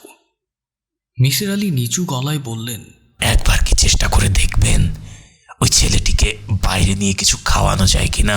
আমি দেখব, আপনি এই নিয়ে ব্যস্ত হবেন না। আপনি কষ্ট করে আমাকে দেখতে এসেছেন, আমি খুবই আনন্দিত। এক রাতে শোবার আগে খাতা নিয়ে বসলাম। পাতা উল্টে আমার আক্কেল করুন 186 পৃষ্ঠার ঠাস বুনুন লেখা। সুধাকান্ত বাবু এবং তার গল্প নিয়ে যে এত কিছু লেখা যায় কে জানত। অবাক হয়ে লক্ষ্য করলাম আমাকে নিয়ে তিনি 8 পৃষ্ঠা লিখেছেন। নাম হুমায়ুন আহমেদ, বিবাহিত, 3 কন্যার জনক, পেশা অধ্যাপনা, বদমেজাজি, অহংকারী। অধ্যাপকদের যেটা বড় ত্রুটি, অন্যদের বুদ্ধিমত্তা খাটো করে দেখা, ভদ্রলোকের তা আছে। এই ভদ্রলোকের স্মৃতিশক্তি ভালো। তিনি গল্পটি দুবার আমাকে বলেছেন, দুবারই এমনভাবে বলেছেন যে একটি শব্দ এদিক ওদিক হয়নি। তার কথাবার্তায় চিরকুমার সুধাকান্ত বাবুর প্রতি গভীর মমতা টের পাওয়া যায়। এই মমতার উৎস কি? সুধাকান্ত বাবু এই ভদ্রলোককে ক্ষুধার্ত অবস্থায় চমৎকার খাবার খাইয়েছেন। এইটাই কি একমাত্র কারণ? আমার মনে হয় সুধাকান্ত বাবুর চেহারা, কথাবার্তাও ভদ্রলোকের ওপর খানিকটা প্রভাব ফেলেছে। সুধাকান্ত বাবু অতি অল্প সময়ে এই বুদ্ধিমান মানুষটিকে প্রভাবিত করেছেন। কাজেই ধরে নেওয়া যায় মানুষকে প্রভাবিত করার ক্ষমতা সুধাকান্ত বাবুর আছে। আমরা তাহলে কি ধারণা করতে পারি না সুধাকান্ত বাবু তাঁর আশেপাশের মানুষদেরও প্রভাবিত করছেন? সুধাকান্ত বাবুকে নিয়ে 3টি অধ্যায় আছে। প্রথম অধ্যায়ের শিরোনাম পূর্ব পরিচয়। এই অংশে সুধাকান্ত বাবুর পরিবারের যাবতীয় বিবরণ আছে। বাবার নাম, দাদার নাম, মার নাম, তারা কে কেমন ছিলেন, কি করতেন, কে কিভাবে মারা গেলেন, দেশ ত্যাগ করলেন কবে, কেন করলেন, এত তথ্য ভদ্রলোক কিভাবে যে জোগাড় করলেন, কেনই বা জোগাড় করলেন কে জানে। দ্বিতীয় অধ্যায়ের নাম সুধাকান্ত বাবু ও তার বাগদত্তা। এই অধ্যায়টি বেশ ছোট, পড়ে মনে হলো মিসির আলী তেমন কোনো তথ্য জোগাড় করতে পারেননি। তৃতীয় অধ্যায় সুধাকান্ত বাবুর চরিত্র এবং মন মানসিকতা নিয়ে। শুরুটা এমন: ভদ্রলোক নিজেকে সাধু শ্রেণীতে ফেলেছেন। শুরুতেই তিনি বলেছেন যে সাধু সন্ন্যাসীর জীবনযাত্রায় তার আগ্রহ আছে। শ্মশানে শ্মশানে ঘুরতেন এবং স্থানীয় লোকজনও তাকে সাধু বাবা বলে। নিজের সাধু চরিত্রটির প্রতি ভদ্রলোকের দুর্বলতা আছে। এই দুর্বলতার কারণ কি? প্রকৃত সাধু শ্রেণীর লোক শুরুতেই অন্যকে বলে না আমি সাধু। ইনি তা বলেছেন, কাজেই ধরে নেওয়া যাক ইনি আমাদের মতোই দোষ গুণ সম্পন্ন সাধারণ একজন মানুষ। তিনি নিঃসঙ্গ জীবন ঠিক পছন্দ করেন বলেও মনে হলো না। অনেক রাতে বাড়ি ফেরেন, যাতে একা একা খুব অল্প সময় তাকে থাকতে হয়। একজন সাধক শ্রেণীর মানুষের চরিত্রের সঙ্গেও ব্যাপারটা মিশ খায় না। মিসির আলীর খাতা শেষ করতে করতে রাত 2টো বেজে গেল। পরিশিষ্ট অংশে ভদ্রলোক 6টি প্রশ্ন তুলেছেন এবং বলছেন রহস্য উদ্ধারের জন্য এই প্রশ্নগুলোর উত্তর জানা অত্যন্ত প্রয়োজন। এই 6টি প্রশ্ন পড়ে আমার মাথা ঘুরতে লাগলো। মিসির আলী সাহেবের খাতা আবার গোড়া থেকে শেষ পর্যন্ত পড়লাম। 6টা প্রশ্নের কাছে এসে আবার চমকালাম। ইচ্ছে করলো এক্ষুনি ছুটে যায় মিসির আলীর কাছে। মিসির আলী সাহেব আজ অনেক সুস্থ। গায়ে চাদর জড়িয়ে বিছানায় বসে আছেন। হাতে শিবরাম চক্রবর্তীর বই জন্মদিনের উপহার। কিছুক্ষণ পড়ছেন, তারপর গা তুলিয়ে হাসছেন, আবার পড়ছেন, আবার হাসছেন। আশেপাশের রুগীরা ব্যাপারটায় বেশ মজা পাচ্ছে।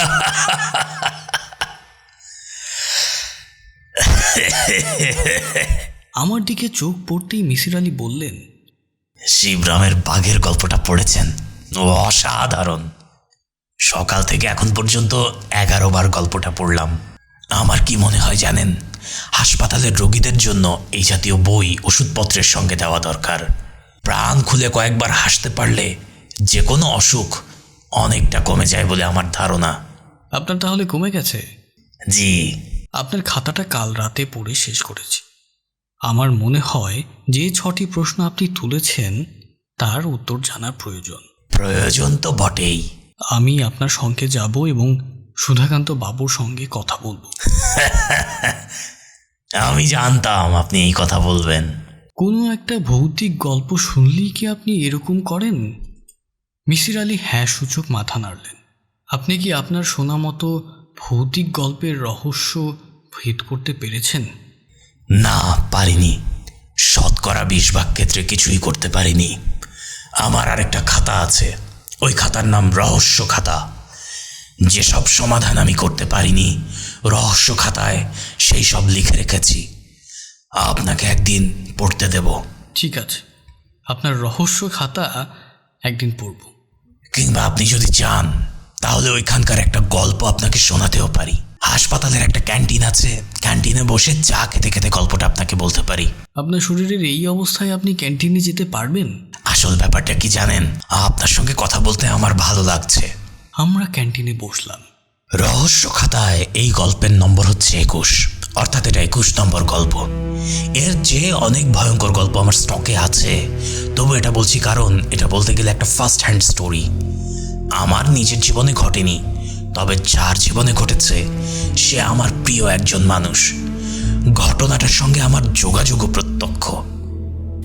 মেয়েটি হচ্ছে আমার দুঃসম্পর্কের আত্মীয়া, আমার মায়ের মামাতো বোনের মেয়ে, গ্রামের মেয়ে। হোস্টেলে থেকে ময়মনসিংহ মমিনুন্নেসা কলেজে পড়তো। সেকেন্ড ইয়ারে উঠে হঠাৎ করে তার বিয়ে হয়ে যায়। খুব বড় ঘরে বিয়ে হয়। ছেলের অর্থ, বিত্ত এবং প্রতিপত্তির কোনো অভাব নেই। পরিবারটিও এদেশের নাম করা পরিবার। নাম বললেই আপনি চিনবেন, তাই নাম বলছি না। শুধু ধরে নিন যে এদেশের রাজনীতিতে এই পরিবারটির প্রত্যক্ষ যোগাযোগ আছে। অত্যন্ত ক্ষমতাবান একটি পরিবারে বিয়ে হওয়ার কারণে তার জীবনযাত্রা সম্পূর্ণ পাল্টে গেল। কিছুদিন স্বামীর সঙ্গে ইউরোপ আমেরিকা ঘুরল। সে বছর পরীক্ষা দেওয়া হলো না, তার পরের বছরও হলো না, কারণ সে তখন কনসিভ করছে। সমস্যা শুরু হলো তখন যখন মেয়েটি বিচিত্র সব স্বপ্ন দেখতে লাগলো। প্রতিটি স্বপ্নের মূল বিষয় একটি, ছোট্ট একটি ছেলে এসে তাকে বলে, মা তোমাকে একটা কথা বলি, মন দিয়ে শোনো, আমাকে এরা মেরে ফেলবে। যে রাতে আমার জন্ম হবে সেই রাতেই ওরা আমাকে মারবে, তুমি আমাকে রক্ষা করো। বুঝতেই পারছেন গর্ভবতী একটা মেয়ের কাছে এই জাতীয় স্বপ্ন কতটা ভয়াবহ।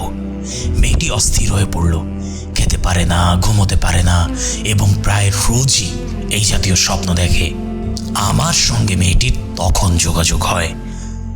আমি তাকে নানাভাবে বুঝিয়ে বলি যে এটা কিছুই নয়।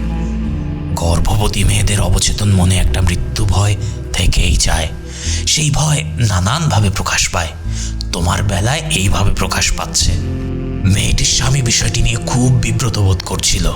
সে ঠিক করে রেখেছিল যে মেয়েটির মনের শান্তির জন্য ডেলিভারির ব্যাপারটা এদেশে না করে বিদেশের কোনো হাসপাতালে করা হবে। সেটা সম্ভব হলো না। 8 মাসের মাথায় হঠাৎ মেয়েটির ব্যথা উঠল।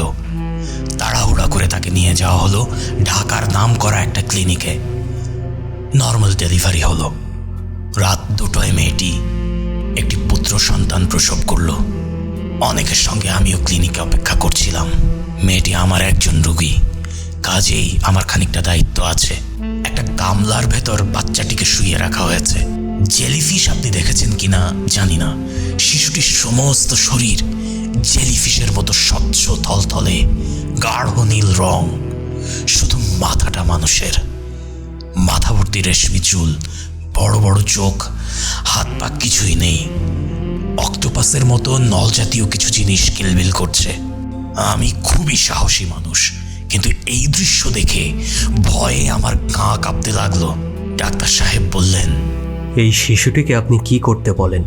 আমি বললাম, আমার বলায় কিছু যায় আসে না। বাচ্চার বাবা মা কি বলেন? বাচ্চার মাকে জানানো হয়নি, তাকে ঘুম পাড়িয়ে রাখা হয়েছে। বাচ্চার বাবা চান না বাচ্চা বেঁচে থাকুক। আমি চুপ করে রইলাম। তিনি বললেন, এরকম অ্যাবনর্মাল বাচ্চা এমনিই মারা যাবে, আমাদের মারতে হবে না। প্রকৃতি এত বড় ধরনের অ্যাবনর্মালিটি সহ্য করবে না। আমি কিছু বললাম না। বাচ্চাটিকে ফুল স্পিড ফ্যানের নিচে রেখে দেওয়া হলো। প্রচণ্ড শীতের রাত। বাচ্চাটির মাথার উপর ফ্যান ঘুরছে, এতেই তার মরে যাওয়া উচিত। কিন্তু আশ্চর্যের ব্যাপার, ভোর 5টায় দেখা গেল বাচ্চা দিব্যি সুস্থ।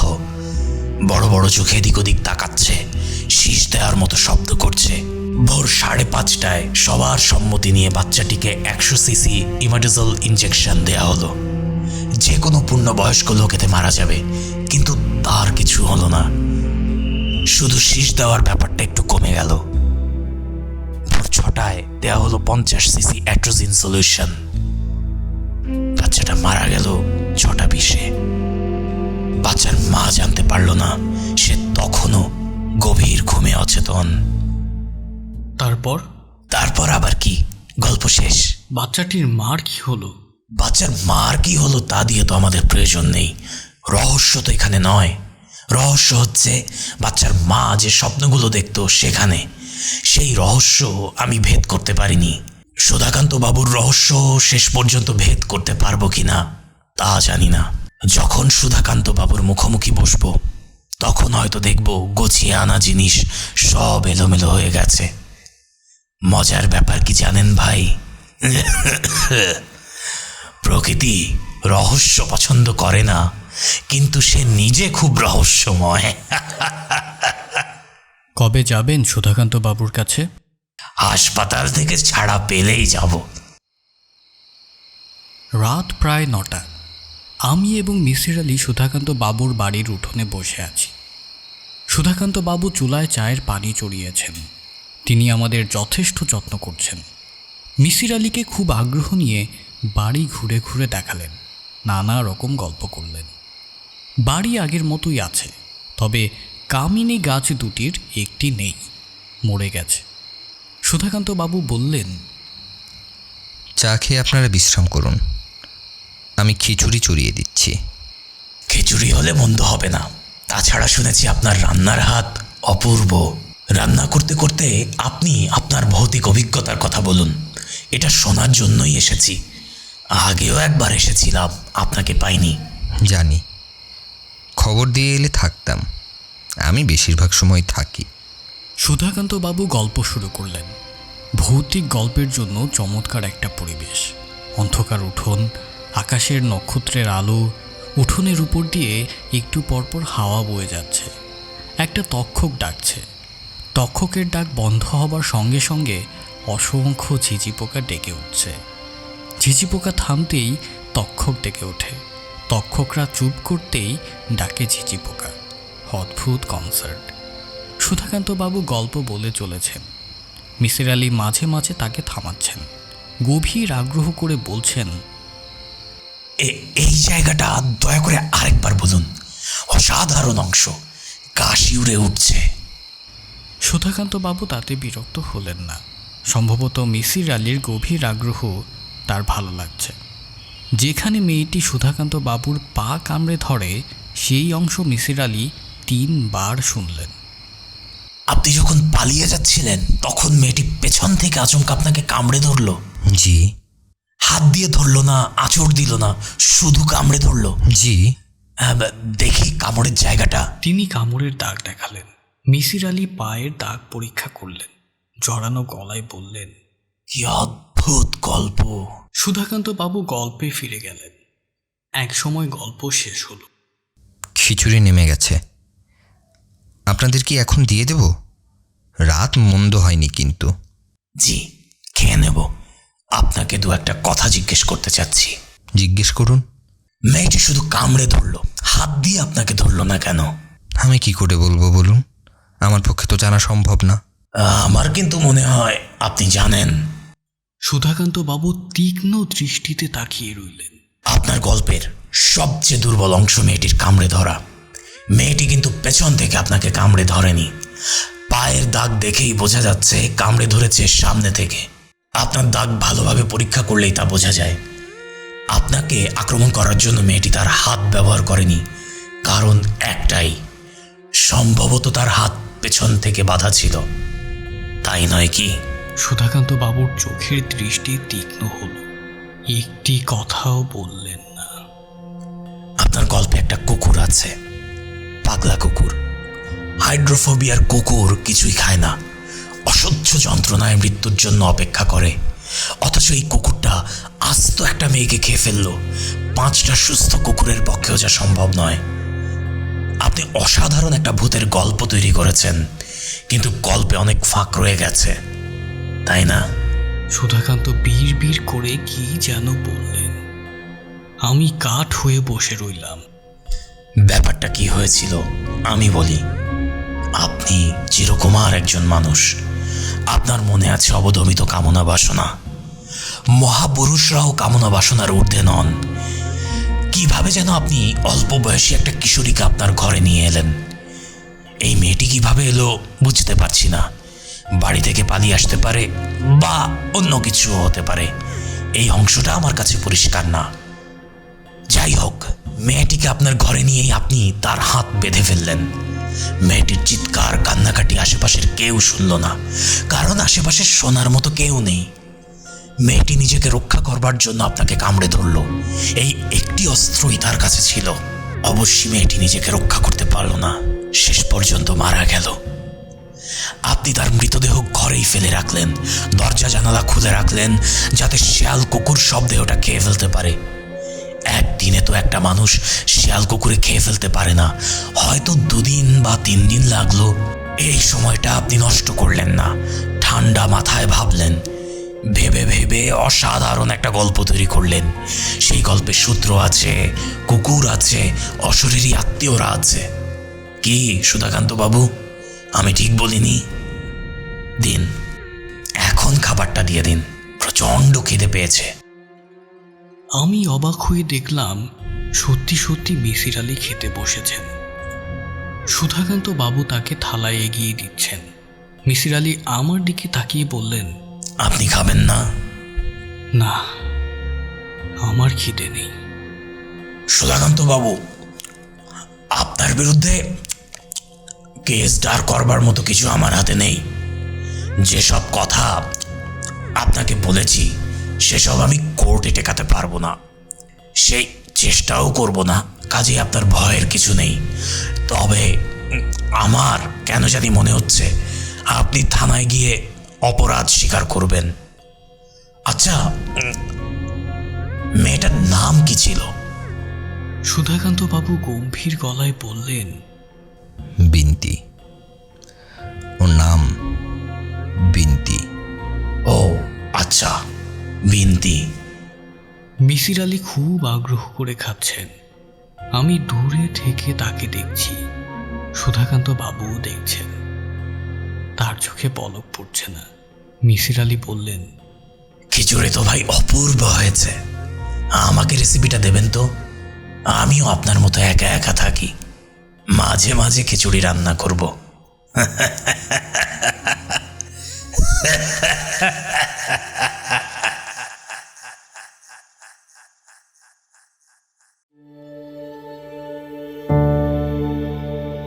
শুনছিলেন হুমায়ুন আহমেদের লেখা বৃহন্নলা।